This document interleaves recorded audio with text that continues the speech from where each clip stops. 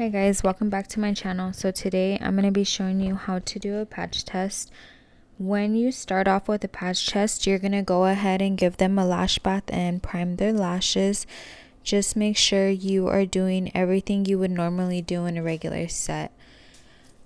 So when the client comes in, you're going to go ahead and do the client consultation before conducting the patch test. Have a thorough consultation with the client and ask about any allergies, sensitivities, or reactions. Usually when they do get a patch test, they are kind of nervous if they might get a reaction or they've had previous reactions. During the procedure, clearly explain to the client that you are conducting a patch test to ensure their safety and to identify any potential allergic reactions to the lash adhesive or extensions or any other product you are using on them.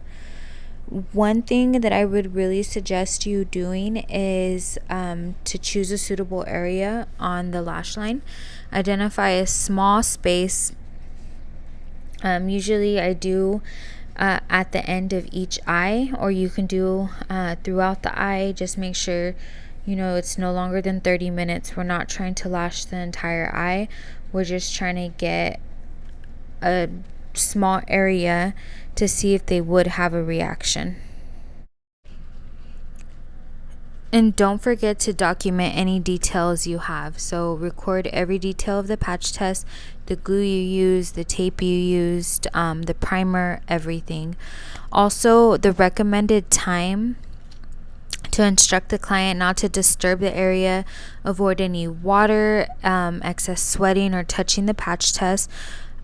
It's usually about 24 to 48 hours. So within that time, the client has to monitor. And then don't forget to do a follow-up consultation.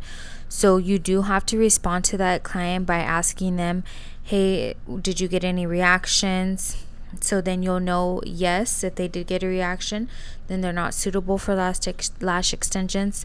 If they didn't get a reaction, then you can go ahead and book an appointment. A couple things to look out for are going to be irritation or redness, itching, swelling, burning sensation, or watery eyes. If your client experiences any of this, they are not suitable for lash extensions. If a client experiences any of the reactions, it is essential to advise them to seek medical attention and remove the lash extensions right away. In severe cases, the client may need to discontinue the use of lash extensions, but please always prioritize the safety and well-being of your clients. Please stay informed about potential reactions and taking the appropriate precautions.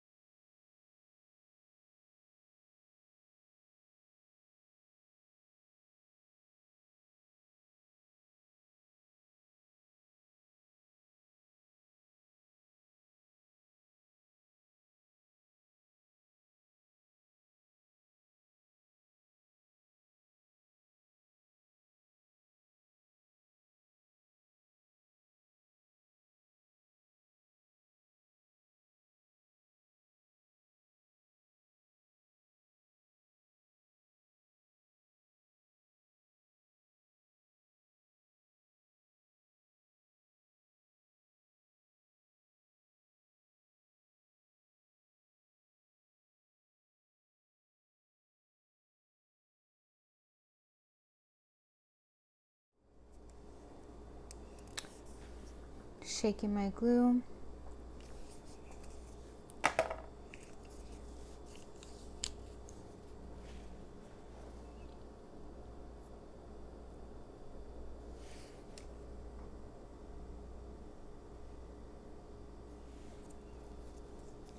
And when you guys are doing a patch test, please keep in mind that you want to use the shortest curl possible and the flattest curl possible.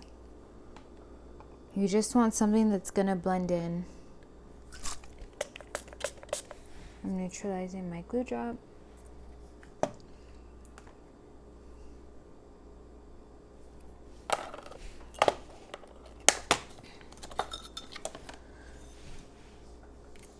And you're just going to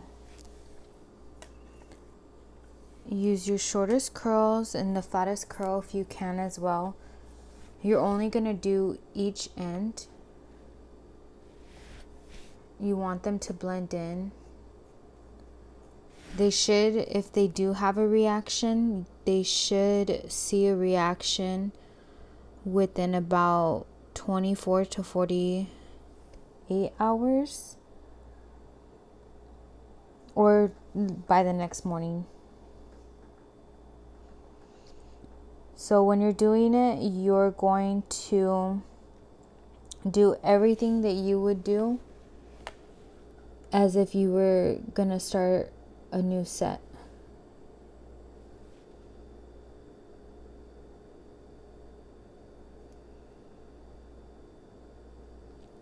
In this case, I'm only adding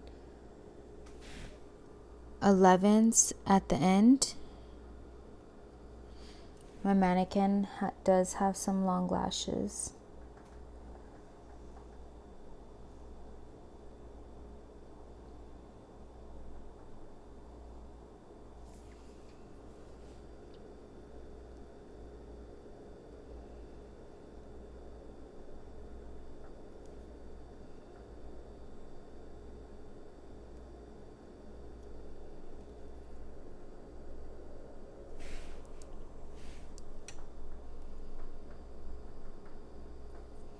And I only add maybe around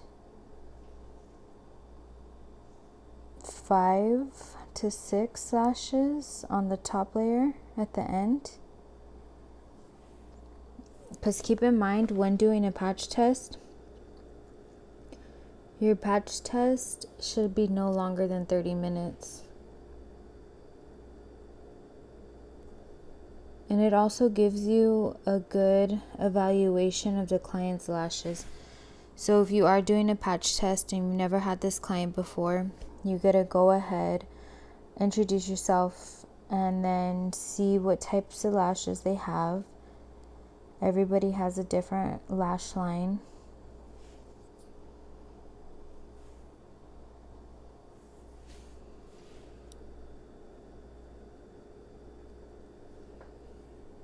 And I'm just going in, I added one all the way, the last eyelash, all the way right here. And then I started skipping one.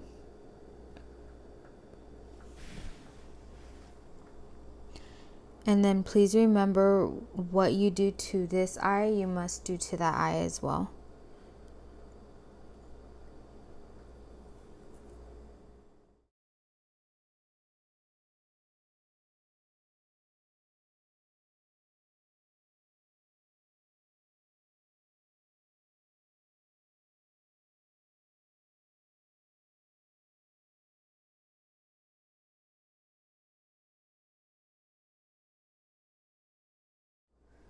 So now that I have added fans on each eye, I did top layer and bottom layer. So on each eye, I have 9 fans max. And I try to keep them bundled up in one spot. So if she does have a reaction, you know, the reaction is going to be right there at the end. Even after I'm finished doing the test patch, I also send them home with the removal kit in case they do get a reaction. So now I'm going to go ahead and mist them since we are all finished. You can use a bonder or the mist, but either way, whatever you prefer, do the same thing on your patch test client that you would any other client.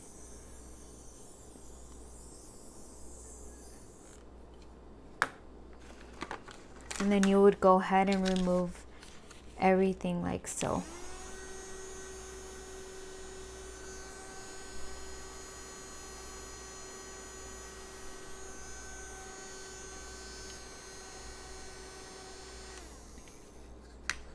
When I do send them home with a patch test removal kit, I usually keep them in small little containers like this. This is my remover, and I keep it in a small little container. Of course, this is a lot of product because this is what I have on me at the moment, but you would go ahead and put a little bit of cream remover in a container like this,